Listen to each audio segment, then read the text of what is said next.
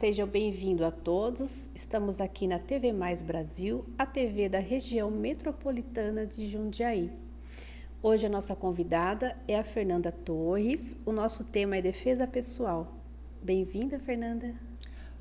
Boa tarde, obrigada, Miriam.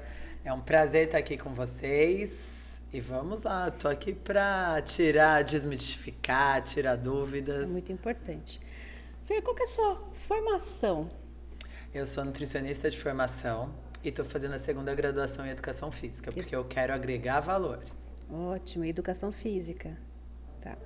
Vamos falar um pouquinho sobre defesa pessoal. Quais são os princípios da defesa pessoal, Fer? Na verdade, a defesa pessoal é um braço dentro do jiu-jitsu, né?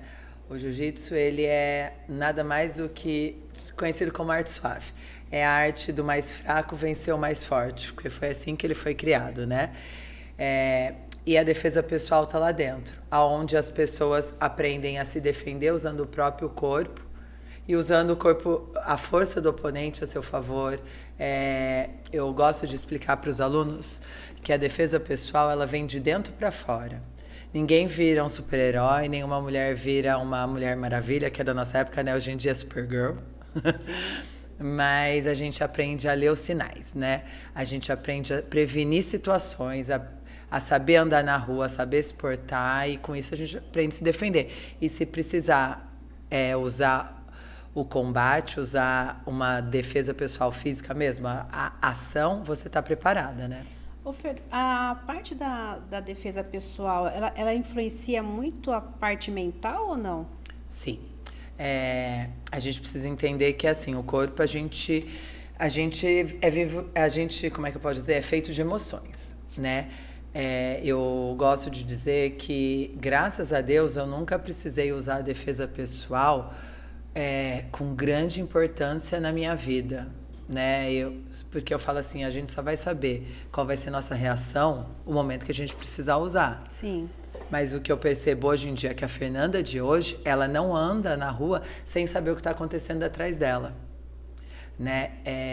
A gente nunca, aquela história, você nunca pode dar as costas pro seu inimigo, né? Na verdade, você nunca pode não saber o que está nas tuas costas. Então, essa história de ficar com fone, com o celular, te distrai. E quando te distrai, a sua cabeça não está concentrada no que está acontecendo ao seu redor. E é aí que a gente fica distraído. Então, quando a gente tem dentro da gente a consciência de que o que está em nossa volta é muito importante, a gente se concentra e a gente não está vulnerável, né? A gente tem a controle da situação, entre aspas, porque a situação, na verdade, a gente depende do outro. Então, mas a gente consegue ter um perímetro em volta da gente que está sendo observado. Isso nos dá tranquilidade, que nos dá consciência para se precisar tomar uma atitude, né, pensada. Isso eu tenho que estar ligada 24 horas no ambiente onde eu estou? Infelizmente, essa é a nossa realidade atual, né? Principalmente nós mulheres, os idosos, as crianças, somos os alvos frágeis. Se você colocar na rua uma criança, uma mulher e um homem, ele vai na criança. Se não tiver a criança, vai ser a mulher. Se não tiver a mulher, vai ser um idoso. E por último, vai ser um homem. Porque a gente tem aquela sensação de que o homem é forte, o homem sabe se defender e a mulher é o sexo frágil, que seria o alvo mais vulnerável, né? Tem algum objeto que a gente usa no dia a dia ou não? Para ajudar na defesa ou não? Na verdade, eu acho que se você tiver um pedaço de pau na mão, você vai dar na cabeça dele. Se você tiver a bolsa, a gente não sabe qual vai ser a atitude da outra pessoa, nossa, né? Mas, na verdade, o nosso maior objeto é a nossa cabeça. É o nosso cérebro, porque a gente precisa estar ligado. Se eu esperar, pensando em alguma enfrentamento, né? Pensando em um homem vindo me atacar. O homem sempre vai ser mais forte que uma mulher. Eu gosto de dar o exemplo do meu filho de 13 anos. Ele já tem 13 anos, ele já tem a mesma força do que eu. Imagina um homem da minha estatura, né? E nunca vai ser um homem mais baixo, né? Na verdade, o agressor nunca é menor que você. O agressor sempre vai ser maior que você, porque eles não são bobos, né? Eles não, se ele vier, se um agressor mais fraco, um agressor menor vier te abordar, ele não está de mão livre. Então não adianta você saber nada nesse momento, porque eu falo que contra armas você não tem blindagem, né? A gente não tem peito de aço. Então a nossa defesa é não deixar chegar. Então o nosso maior aliado é a nossa cabeça. Então a gente precisa sempre estar em prontidão, que você acabou de perguntar, 24 horas ligado. Porque a gente precisa ler os sinais em nossa volta. Aquela história de você... Uma mãe que vai entrar tá saindo do shopping, tá saindo do aniversário, tá saindo de algum lugar que você tá feliz. Quando a gente tá feliz, a gente se desliga do mundo. É como se a gente vivesse num mundo de fantasias. Sim. Então a gente nem imagina que vai ter alguém querendo nos fazer mal, porque a gente tá num ambiente feliz.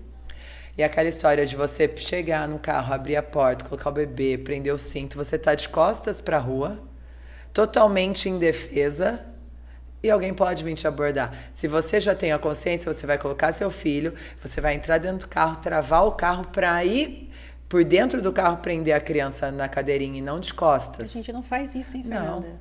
É a mesma coisa de você procurar a chave do carro na porta do carro. Sim. A gente já tem que vir com a chave no carro e dar uma analisada em todo o ambiente, né? São coisinhas básicas. Aquela história de eu vou entrar no carro, vou pôr o cinto, ligar o rádio, vou olhar meu celular, colocar no apoio para depois sair. Porque afinal o carro tranca automaticamente a hora que eu ligo o carro. Não, eu vou entrar no carro, travar as portas para ir fazer essas coisas. Pôr o cinto, eu deixo as coisas do lado e saio. Não faço toda essa programação. Exatamente. Porque eu vou ficar vulnerável. Exatamente, porque a gente não sabe o que pode estar pensando na cabeça de alguém que vê uma mulher entrando no carro, ou se já tem alguém na espreita esperando você entrar no carro, né? Porque ele viu que você parou o carro, então ele sabe que você vai sair em algum momento.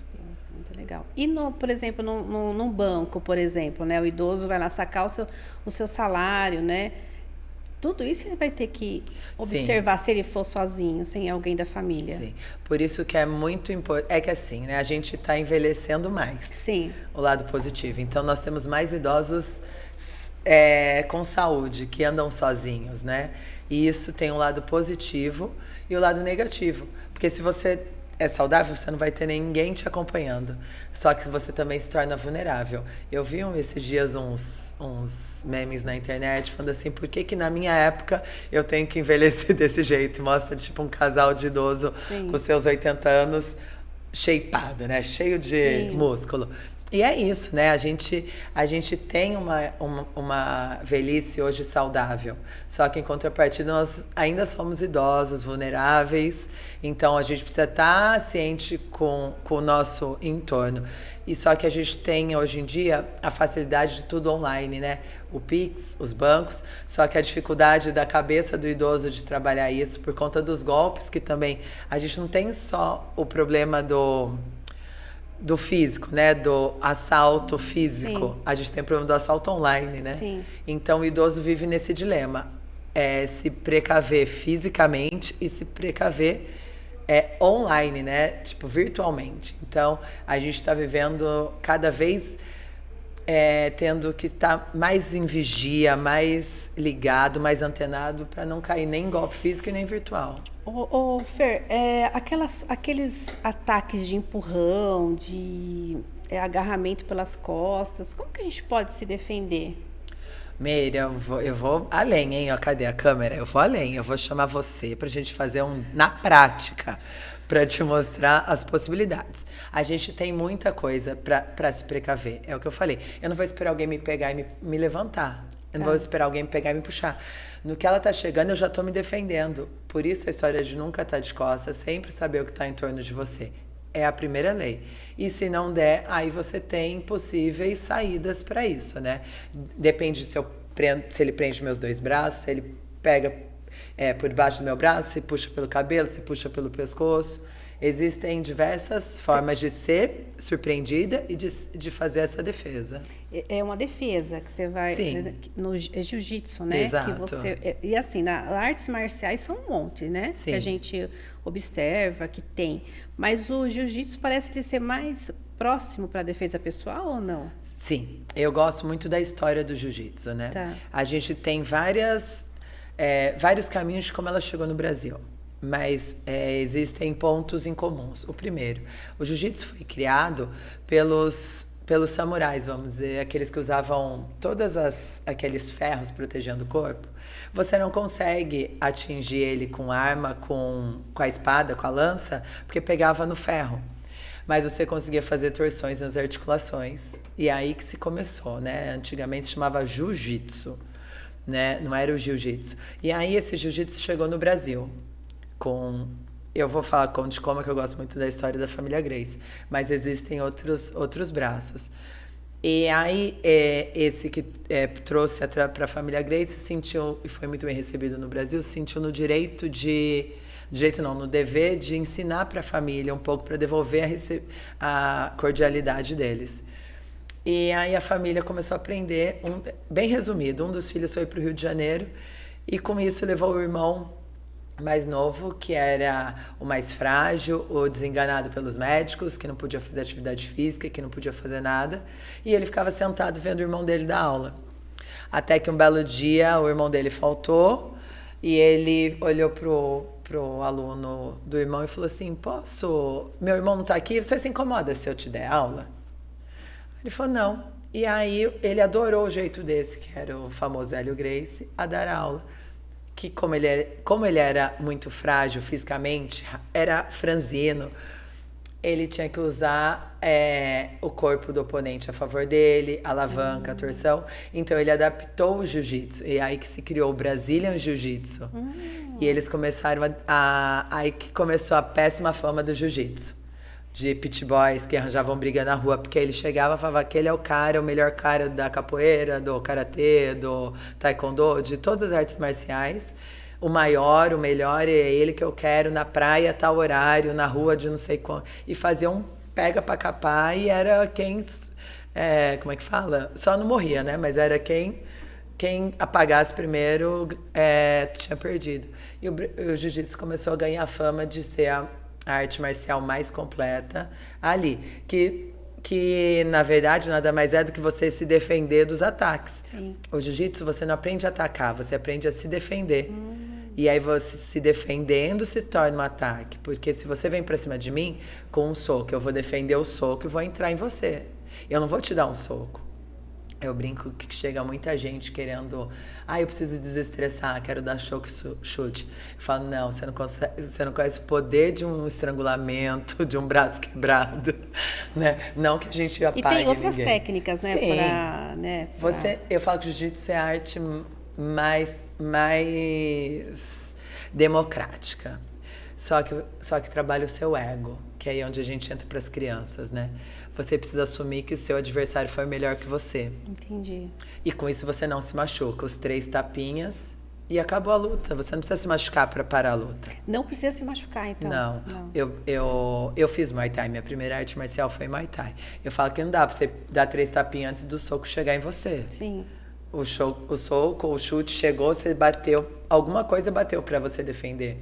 E às vezes não dá tempo, você apaga. O jiu-jitsu, não, a partir do momento que te pega no estrangulamento, ou numa chave de braço, de ombro, de pé, de joelho, de punho, você pode dar os 3 tapinhas e falar: chega, parabéns, você foi melhor do que eu.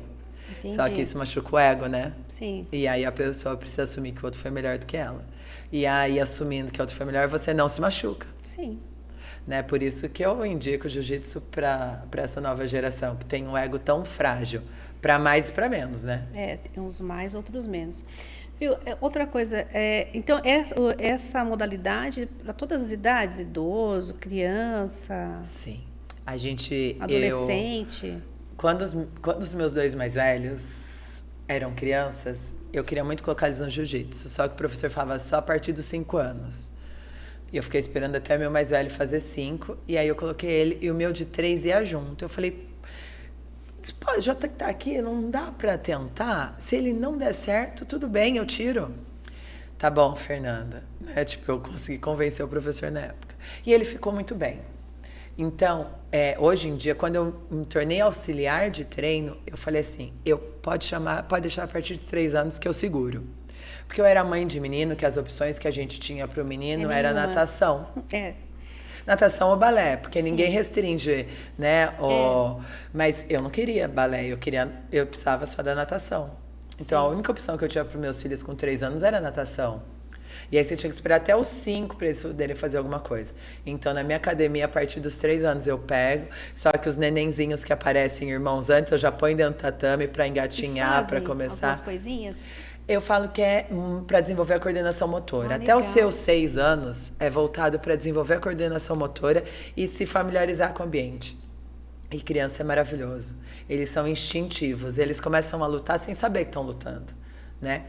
E aí a gente tem os dois pontos. E você tem mais fora do Brasil que acaba se divulgando mais, mas nós temos algumas, eu até postei no meu Instagram esses tempos atrás, mulheres e homens, mais homens do que mulheres, com seus 60, 70 anos começando no jiu-jitsu, né? Olha que legal. Porque como em qualquer lugar, gente, o que importa é o profissional. Sim. O profissional tem que ser capacitado para adaptar para todos os alunos, né? Independente de deficiência física, motora, cognitiva, o que seja, intelectual, o profissional tem que estar habilitado a adaptar a sua aula para atingir todo o público. Eu estava lendo uns artigos, conforme eu vou estudando as entrevistas, e eu vi muito que o autista tem um resultado muito bom também, principalmente aquele grau que não gosta de ser tocado, né? Sim. O que você me fala aí para as mães, né, que eu têm filhos autistas? Sou apaixonada pelo jiu-jitsu para as crianças. Eu acho que é a salvação do mundo, o jiu-jitsu, pensando nessa geração que a gente tem, né? Eu tenho um filho de 13, eu já coloco a partir da geração dele e as crianças vêm tendo muito estímulo. Meu filho foi alfabetizado na época da pandemia, né? Você pega crianças absolutamente vidradas no computador, você não tem como falar assim, tem muito autista hoje em dia. Não, eles têm muito estímulo. E com isso a cabeça deles acelerou muito, Sim. né? E eu brinco que a gente só não tem, eu não tenho diagnóstico nenhum, porque na minha época não existia. Se for para fuçar. Se for fuçar, eu tenho. Então, o autista, o jiu-jitsu em si, ele tem um papel muito importante, não só pro autista, né, pro TEA.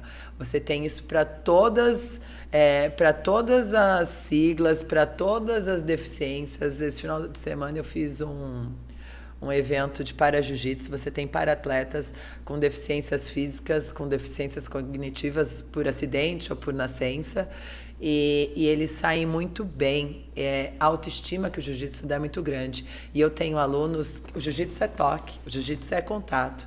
E você vai introduzindo isso aos poucos aos que não têm, né? Eu tenho o relato de uma mãe que a criança deixou a mãe abraçar, coisa que ela não deixava. Você tem crianças que não se aproximavam de outras pessoas porque tinham vergonha. E hoje em dia que eu falo, são 2 semanas de aula. Elas se mudaram, que assim, eu falo que todo mundo precisa de dinheiro para sobreviver. Mas não existe pagamento melhor do que a mudança na vida de alguém. Você vê que você conseguiu agregar positivamente para a evolução daquela pessoa, né? E as crianças são zero filtro, né? A informação chega neles muito rápido. Sim. Então, o retorno... Eles não têm aquele bloqueio que a gente tem, né? Não, então o retorno deles é muito grande. Mas eu tenho também adolescentes e pré-adultos diagnosticados que também mudaram. Eu tenho o depoimento de um aluno, ele está no 3º ano, ele chegou para mim o ano passado, ele não olhava no olho, ele ficava abaixo. Hoje em dia ele olha no teu olho, fala, hoje em dia ele tem amigos. Eu tenho relato de adolescente que fala que é o melhor ano da vida, porque antes não tinha amigo, porque tinha vergonha, e hoje em dia tem amigos, né? É uma geração que se privou de saber fazer amizade com a pandemia, Sim, né? Querendo se querendo, não foi 2 anos praticamente trancados. Isso fez a mudança neles. Então, o jiu-jitsu consegue ajudar muito. Então, eu convido todas as mães, vós, tias, a irem para o jiu-jitsu junto com o neto, com o primo, com o marido, com o filho, com todo mundo. Fernanda, uma pergunta meio polêmica, né? Hoje em dia a gente sabe que a violência doméstica ela é de grande repercussão, principalmente na pandemia. Acho que todo mundo ficou preso, né? Teve um aumento muito grande de violência doméstica. Faço o tratamento com o psicólogo, mas dependo desse marido em casa, né, não consigo me desprender, porque tem muito, né, tem muita mulher que não consegue, o que eu estou fazendo aqui, né, ela consegue numa modalidade igual a sua, conseguir se, de alguma forma, tentar se proteger? Olha, eu gosto muito eu falo assim que os coaches, que me desculpem, mas os coaches, é muito fácil você falar o que as pessoas fazem, façam isso, façam aquilo. Difícil é você estar na pele da pessoa, né? E eu gosto muito de dar os exemplos que eu vivo. Eu acho que não tenho vergonha nenhuma de falar minha idade, meus 46 anos me deram muita experiência de vida e eu vendo jiu-jitsu para todo mundo pela mudança que fez dentro de mim, né? E assim, o meu sonho era ser dona de casa, de verdade. Ser aquela que acordava e dormia cuidando de filho e de marido. Só que não era o meu sonho. E eu fui descobrir isso só depois, né? A partir do momento que eu entrei no jiu-jitsu, eu descobri que eu era uma pessoa. E eu comecei ao jiu-jitsu com quase 38 anos. E hoje em dia, eu sou absolutamente independente. Continuo casada, tenho 3 filhos e gerencio toda a minha família junto comigo no tatame. A gente mudou, a família inteira mudou. Então, assim, o jiu-jitsu, ele traz para qualquer um, mas vamos falar para a mulher, que é o direcionamento, né, da pergunta, ele traz para a mulher uma autoconfiança. Ele traz para a mulher que ela não precisa fazer o que ela não quer e que ela tem vontade própria.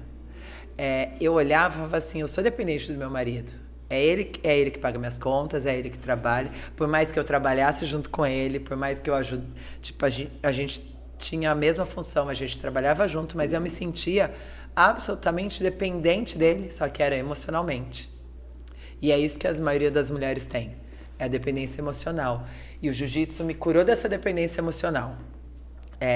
Ela me mostrou que eu posso ser o que eu quiser. Afinal, hoje em dia, eu sou a primeira faixa preta de Campo Limpo e Várzea. Jundiaí já tem, mas na região de Campo Limpo, Várzea, Itatiba, se eu não me engano, Atibaia, você não tem faixa preta mulher. Então, assim, eu me coloquei num meio masculino. E hoje em dia eu toco uma academia dentro de Campo Limpo Paulista, onde você tem diversas faixas pretas de antigamente. Homens, que hoje em dia estão tendo que entender que eu tenho meu lugar. Então, assim, essa autoconfiança que o jiu-jitsu te dá no tatame, você leva para fora. E aí você consegue ler os sinais, consegue perceber que você não é obrigado a aguentar aqueles sinais. Como você tocou na pandemia. Durante a pandemia, a gente se teve não poder ter contato. Sim. E como é que é isso? Eu larguei tudo para viver de um trabalho que eu preciso de contato, né? E aí a gente teve... eu tive a ajuda de alguns amigos, de algumas amigas, na verdade, 2 faixas pretas, a Zizi e a Gabi, que me colocaram para fazer aulas online de jiu-jitsu. Tipo, a gente criou o Jiu-Jitsu Mobility. São movimentações sozinhas, igual jiu-jitsu. Nada mais é do que um funcional, só que de movimento do jiu-jitsu.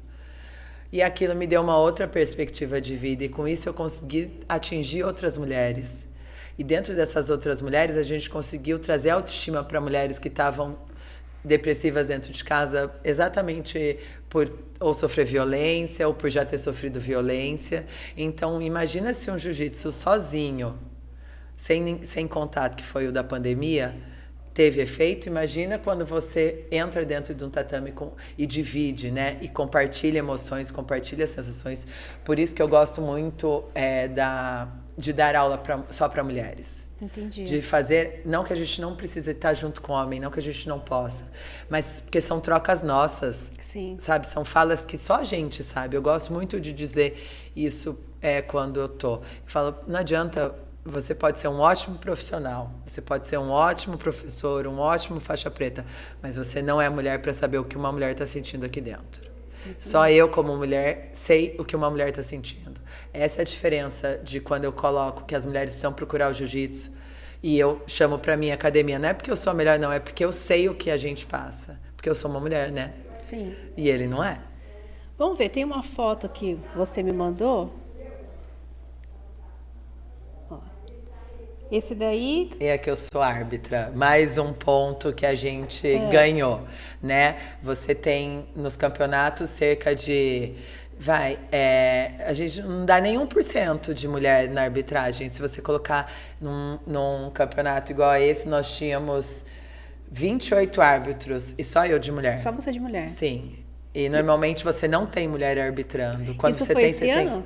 Isso foi o campeonato sul-brasileiro em Florianópolis, né? Eu lutei e arbitrei. Eu fui campeã. Foi a minha 8ª medalha de ouro nesse campeonato. Que E legal. pela primeira vez arbitrando também. É um campeonato da IBJJF, que é uma confederação internacional. Hoje tem bastante mulheres sentadas para disputar? Temos mais do que tinha, mas muito pouco ainda. Ainda é muito pouco. Sim, não dá 10% da quantidade de inscritos. Você tem... Eu fico procurando categoria para lutar, para conseguir ter luta, né? É porque a sua categoria vai subindo, né? Sim, é porque hoje eu sou faixa preta, então eu costumo ter um pouco mais de mulheres na minha idade. Tá. Aí eu brinco que são poucas loucas velhas que começam a lutar. Então, nas faixas menores era mais difícil. Então, eu comecei com 38 anos lutando de adulto, com meninas de 18 anos. Ô, Fernanda, tudo precisa ir para uma luta ou eu posso só fazer o... Não, o né? jiu-jitsu, ele é um esporte. Eu não preciso fazer e ir para uma competição. Não, o jiu-jitsu, ele é um esporte e você tem dentro dele a defesa pessoal, o jiu-jitsu competitivo, o jiu-jitsu comercial e você tem o jiu-jitsu sem o kimono, que é o no-gi, que é o grappling, que é eu gosto de falar que é a essência do MMA, né? Que o MMA começou pelo Pride, pelo Vale Tudo, que a família Gracie ia vestida de kimono para mostrar que quem estava ganhando aquele Vale Tudo, que são todas as modalidades, todas as artes marciais juntos, era o jiu-jitsu. Hoje em dia se usa aqueles shortinhos que era bem colado, tipo uma sunga, ou um bermudão sem camiseta. Tá. Aí tem mais uma foto para nós. Esse daí. Esse daí é uma arbitragem da CBJJE, é uma confederação brasileira de jiu-jitsu esportivo que eles incentivam muito mulheres arbitrando, né? Aí sou eu arbitrando uma luta de 2 crianças, 2 meninas, diga-se de passagem, né? No no-gi, que é a luta sem kimono. E eu gosto muito dessa organização porque ela paga para mulher igual ela paga para homem. Olha, que legal. Só que não temos mulheres inscritas, né? Então a gente não tem a quantidade de mulher para pagar, porque as mulheres não vão, porque a confederação ela paga. Se tiver 10 mulheres, ela vai pagar a mesma coisa. Por que será que não tem? As mulheres têm medo, né? Quando eu convido mulheres para ir visitar outra academia ou faço um aulão convidando outras mulheres, elas têm medo.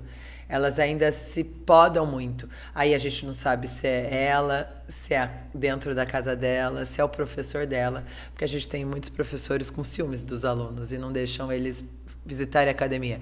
E eu sofro muito ciúmes de professores em deixar.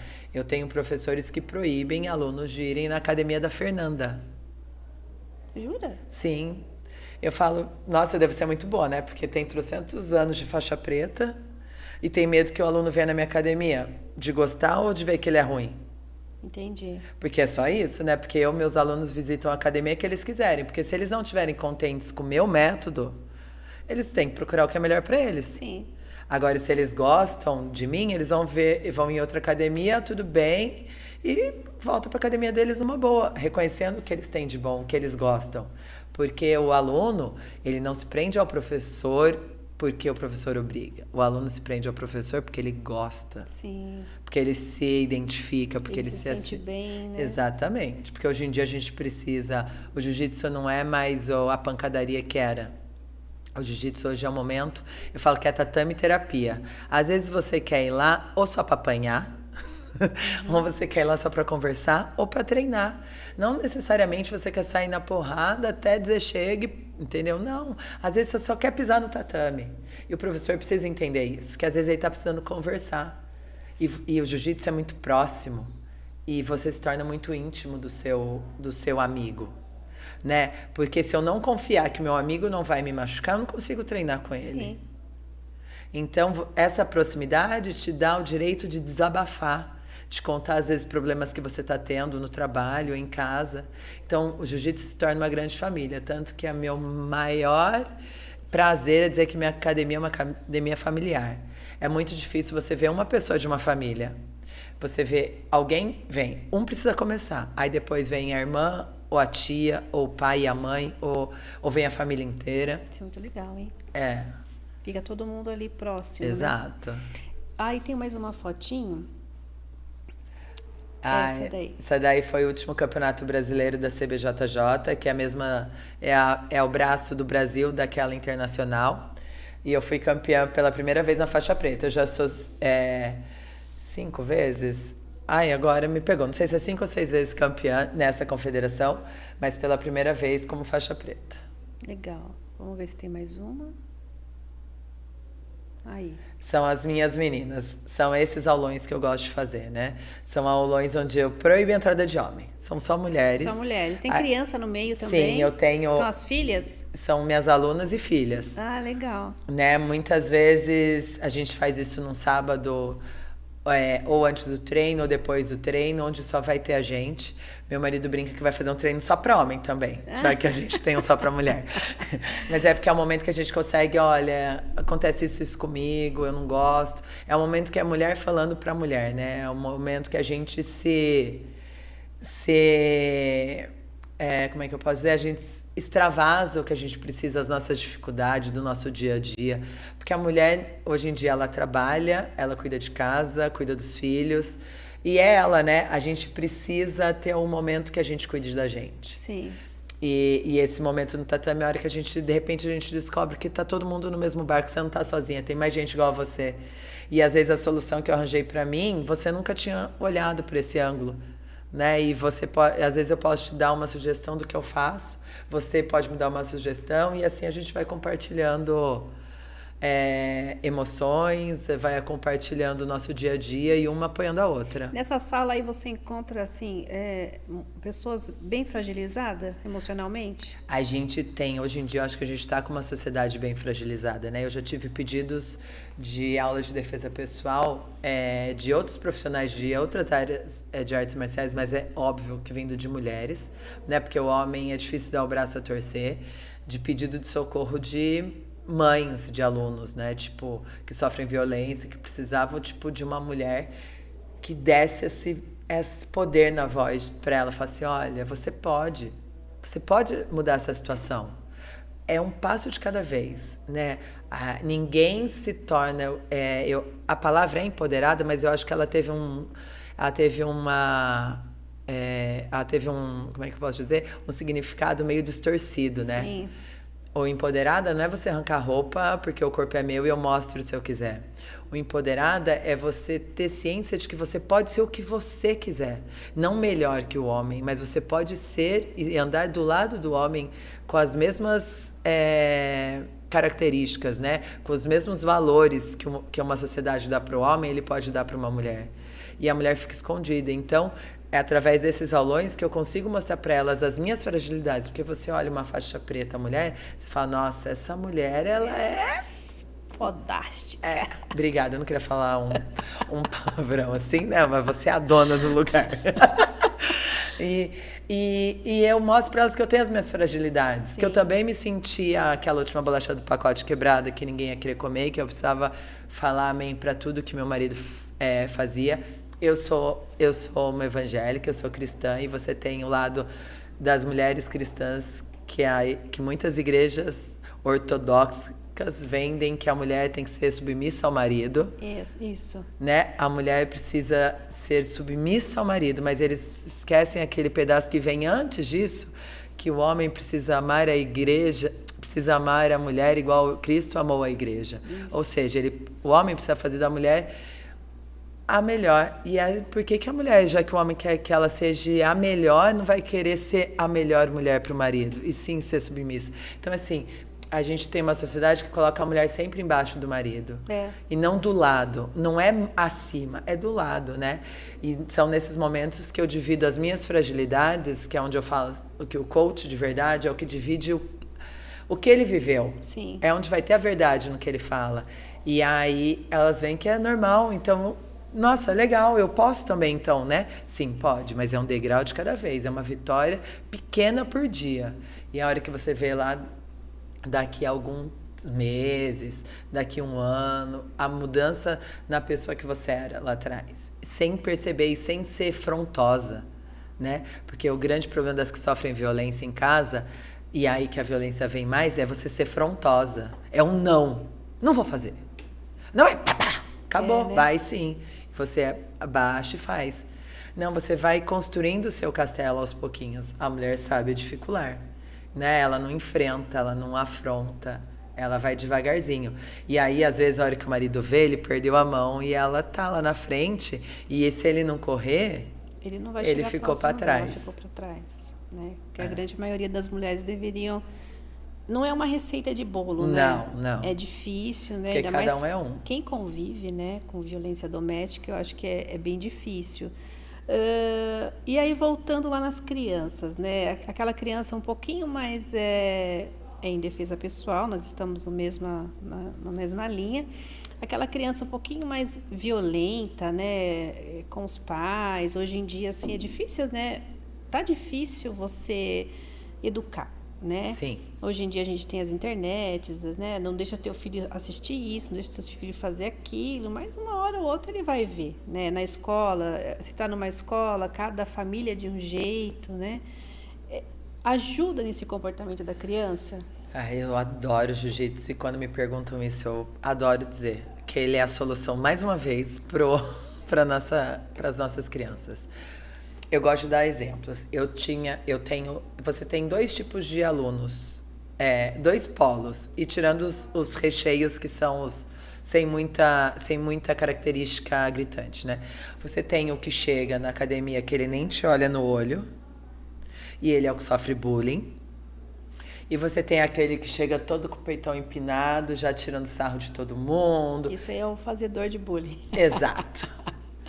E aí eu dou armas pro que sofre bullying e corto as asas do que faz bullying. E aí chega um momento porque o jiu-jitsu faz isso. Ele mostra pro que sofre bullying que ele não precisa, que ele é bom. Sim. Né? E você mostra pro que faz bullying que peraí, que o que não faz bullying vai bater nele ali dentro e tá ok. E aí ele começa a saber respeitar as pessoas, respeitar as diferenças. Quando eu pego... principalmente quando você tem mulher. Eu falo que o problema dos meus alunos é ter uma mulher na frente, né? E aí eu brinco que eu tenho tudo pitbull preso na coleira. Aí chega esses mais assanhadinhos, eu pego... normalmente, esses mais afrontosos vão encher o saco do gordinho. Sim. Vão encher o saco do magrinho. Do magrinho. Vão encher o saco da menina. E aí é esses que eu ponho pra bater nele.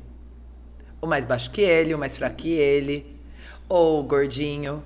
Ou a menina. Porque eu vou lutar com a menina. Isso vai ser moleza. E aí eu falo, eu quero que você... Não é machucar, tá? Sim. Eu falo assim, eu quero que você bata nele. Mas na classe, porque a gente não desce do salto. Quando a menina fala, a gente não sai do salto. Sim, continuamos sendo menina. Exatamente. Eu quero que você seja graciosa e vai bater nele. E aí ele começa a entender que é todo aquele estereótipo que ele fica fazendo bullying, ali dentro não vale nada. Porque, na verdade, ele tá apanhando. E aí vem os pais. Que aí o filho começa a apanhar e tiram do tatame. Ah, tira? Sim, porque o filho dele não pode ser contrariado. Ah, entendi. E aí o que ele vai fazer? Mostrar pro filho dele que o filho dele realmente é bom naquele lugar que não prestava. Graças a Deus eu não tenho um aluno... Mentira, eu acho que esses dias saiu um da prefeitura, porque eu dou aula na prefeitura também. Saiu um da prefeitura porque estava apanhando bastante para um menino que ele fazia bullying na escola. Ele batia no menino na escola e o menino batia nele no tatame. Aí, quando ele começou a apanhar do menino de verdade no tatame, porque eles começaram juntos, aí ele saiu do tatame. Ele quis sair. Sim. Se é uns pais um pouquinho mais evoluídos, não tira. Não, muito pelo contrário. Eu tenho uma criança que ele não batia, mas ele era muito afrontoso. Extremamente afrontoso. Esses que têm resposta para tudo, Sim. questionamento para tudo. E um dia eu tive que puxar um pouco a corda. Eu falo que eu vou puxando a corda uma vez, uma hora eu preciso puxá-la de vez, porque senão eu perco a rédea, né? Aí eu cheguei na porta, na beira do tatame, falei pra mãe dele, falei assim, olha, eu sou mãe, eu sei como machuca ver seu filho ser corrigido, né? Tomar bronca, me desculpa, mas eu precisei puxar a corda dele. Ela fez assim pra ele, Fernanda, eu quero te dar um beijo. É tudo isso que ele precisava. É isso que eu quero pra ele, por isso que ele tá aqui. E hoje em dia o filho dela não ganha uma bronca minha. Hoje ele tá outra criança. Ótimo. Isso não faz muito tempo. Ele tá treinando comigo há 4, 5 meses. Foi uma mudança em 1 mês. A gente observa isso também em escolas, né? Antigamente a gente falava, ô professora, posso ir ao banheiro, né? A gente ficava até com vergonha de levantar para não atrapalhar a professora, principalmente se a gente sentasse na frente. Hoje em dia eles fazem assim como... Hoje em dia a escola perdeu o poder. Perdeu o poder, né? Sim. E eu falo mais uma vez... Mas é culpa nossa, né, Fernanda? É culpa dos direitos... Como é que fala? Dos direitos humanos. Ah, tá. Porque nossa assim... também, né? Não, é assim, ó. A gente se criou a lei do não pode bater. Ah, sim. Não pode espancar, né? O problema é que as pessoas estavam espancando os filhos. Sim.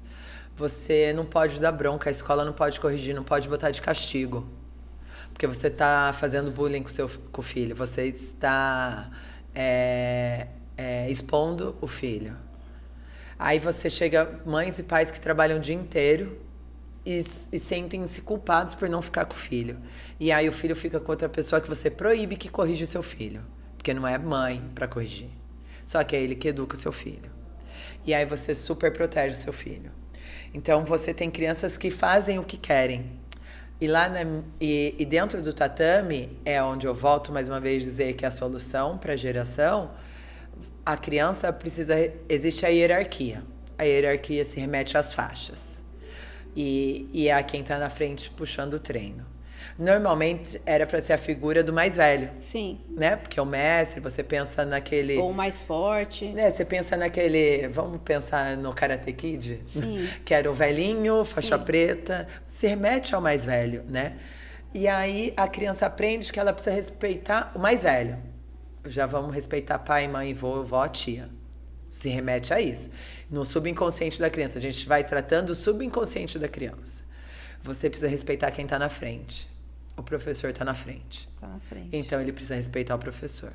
Ele precisa respeitar o colega do lado, independente se o colega é mais novo, é mais baixo, é mais gordinho, é mais magrinho, é menina. Você tem que respeitar quem está do teu lado, porque ele é mais graduado do que você.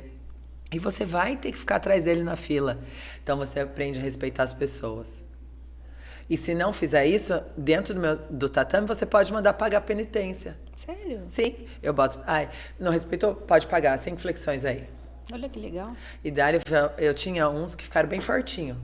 No começo. Ficaram bem fortinho. Paga uma flexão que é uma beleza. E aí a criança vai entendendo que Não aquilo vai não é mais bonito. pagar flexão. Que é só ela fazendo. Eu tô expondo? Não. Não, porque faz parte do treino. O que um pai leva uma criança para arte marcial? Por causa de disciplina. Eu estou ensinando a disciplina. Só que em contrapartida eu estou ensinando a respeitar o mais velho. Eu estou ensinando a respeitar o professor. Eu estou ensinando a respeitar o avô, a avó, a tia, quem toma conta dele, inclusive os amigos que estão ao seu redor. Aos próximos, né? Exato. Que hoje precisa muito disso, muito, né? O muito. respeito mútuo, né? Eu Sim. falo. Fernanda, tem mais alguma foto, Ana, pra gente?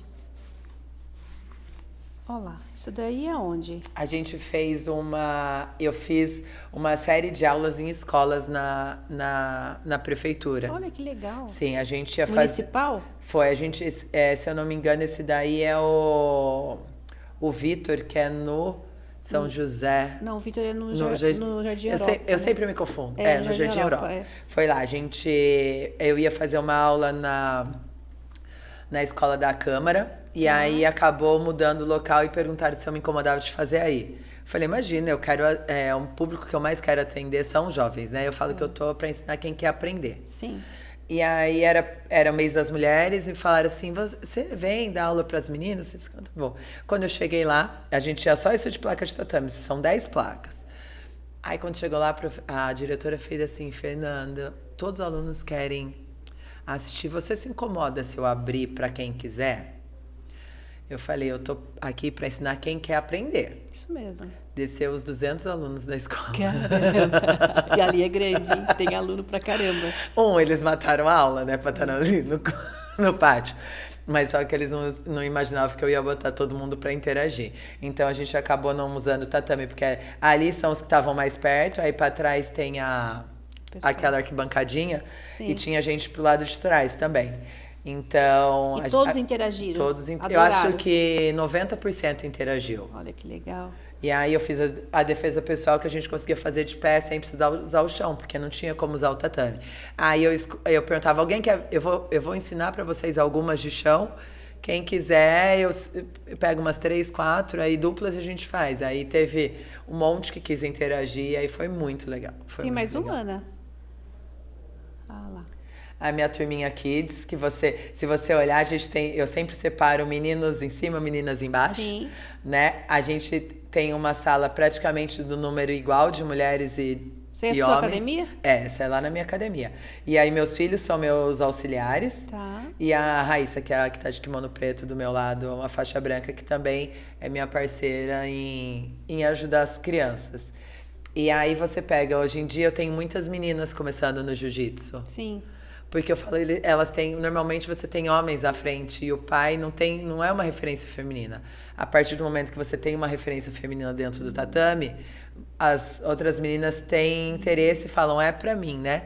E eu uso esse meu kimono pink pra quando eu quero estar bem menininha ou quando eu quero dar uma aula só para mulheres e fazer a diferença, ou para notarem que, na verdade, eu falo que é um pontinho rosa no meio de um monte de homem. Sim. Né, para chamar atenção. Você já chegou a lutar de rosa? Não, mas essa minha aluninha que tá do meu lado, de pink, ela lutou o campeonato dela de rosa. Porque a gente só tem essa confederação CBJJE, que eu sou árbitra, eles liberam. Que liberam. Porque a maioria você pode usar branco, preto ou azul. E a CBJJE deixa lutar de pink. Ela lutou de pink. Legal. E foi campeã. Legal. Fer, hoje, onde a gente te encontra? Como que funciona lá? Você está em Campo Limpo, né? Sim, eu dou aula na minha academia, na Bird House, em Campo Limpo, tá. Que fica no Jardim América. Eu falo que jiu-jitsu na minha vida veio de Deus. E eu preciso devolver isso para a sociedade. Né? Então, eu dou aula na prefeitura também. A minha sala de aula na prefeitura não está a 5 minutos da minha academia. E quando eu falei que eu ia dar aula, a maioria falou assim, mas você vai ser sua própria concorrente? Você vai dar aula de graça e do lado da sua academia? Eu falei, vou, porque eu vou poder possibilitar as pessoas que não podem pagar a academia ter um acesso. E a gente começou esse projeto ano passado. E eu abria para todas as idades, porque eu não tinha um público definido. Aí graças a Deus, foi um sucesso bem grande. A gente teve muita adesão, só que de crianças. Ótimo, né? Sim, é o que você gosta também, né? Eu acho que é o jeito da gente salvar a sociedade, a gente educar as crianças, né? E então, hoje em dia, os treinos na prefeitura são só para as crianças, por conta das crianças pequenas que eu tenho. Como eu pego a partir dos 3 anos, não tem como eu colocar adulto junto. Sim. Os meus filhos me ajudam a dar aula, né? Vou eu e os 2. O mais novo e o mais velho, porque o do meio ele mora em São Paulo, que também vive do jiu-jitsu, só que profissionalmente, fora da minha academia. Porque é caro se manter um atleta de alto rendimento, né? Sim, né? Ele tá numa temporada em casa, como é que se diz? Estamos negociando o passe dele, enquanto isso ele tá em casa. Mas a prefeitura ficou só para as crianças. Aí eu dou aula num colégio, no Educarte também, que está comigo já. Antes da pandemia, a gente começou um projeto lá. Veio a pandemia em 2020, a gente parou o projeto e a gente retomou de novo desde 2022. Então, a gente já está aí praticamente 3 anos com trabalho lá. E é isso. Eu faço tem gente em Jundiaí, uma escola que quer que eu dê aula lá. Eu fico arquitetando as minhas agendas para conseguir atender todo mundo que quer, porque eu falo que eu quero ensinar o máximo de pessoas que eu conseguir. Sim. E além dos projetos em igreja, né? Meu maior foco para 2025 é eu estar abrindo núcleos dentro de algumas igrejas. Olha que legal. Porque é uma ferramenta de acesso a você tirar as crianças. Pensando em criança, é óbvio, eu sempre vou pensar em criança primeiro, mas não que não tenha para adultos também, e mulheres que precisam. Você é uma porta de acesso para trazer Deus para a vida dessas pessoas e para trazer o jiu-jitsu para a vida de pessoas que às vezes também precisam, né? Uma via, são os meus 2 propósitos de vida, né? Essa escola onde você dá aula é só para os alunos? É só para os alunos. A gente tem horário de contraturno. Tá. Acaba sendo a maioria que fica período integral, né? Sim. E aí, esse ano a gente tentou abrir até o fundamental, até o ensino médio, mas não teve adesão. Os alunos do Fundamental 2 e do ensino médio acabaram migrando para a minha academia. Tá. Que fica, como eles já são maiores, fica mais fácil para eles se locomoverem sozinhos das casas e almoçar em casa, então eles acabaram ficando na minha academia. Mas esse trabalho que eu tenho com a escola, a gente já faz há um bom tempo, tipo, somos parceiras mesmo. Ela não deixa de indicar para os alunos por não ser dentro da escola, né? Porque ela entende a diferença que já fez na vida de vários alunos lá dentro, né? E uma mensagem aí para... Uma não, né? Vamos abusar um pouquinho de você, né? 2 mensagens para a mulher que sofre hoje a violência doméstica. O que você falaria para ela? Bom, eu acho que a mulher, ela precisa entender que ela é o que ela quiser, onde ela quiser, e ninguém pode limitar ela, né? Eu me coloco como exemplo, né? Eu me coloco como aliada, e a gente precisa ter alguém para dar a mão pra gente nesse momento. Porque é difícil a gente sair desse lugar escuro que é dentro do nosso coração, né? De solidão. Então, assim, a minha mensagem é, se tá precisando de uma mão para sair, a minha mão tá aqui, vem comigo que eu te ajudo. E para uma mãe que é um filho com deficiência? O seu filho, ele tem uma deficiência, mas ele não tem uma limitação. A gente não pode limitar as pessoas. E o jiu-jitsu é para todos. Todo mundo pode o jiu-jitsu. Do deficiente físico ao deficiente intelectual, ao cognitivo, né? Nós temos cegos campeões mundiais, nós temos deficientes de prótese que são campeões mundiais.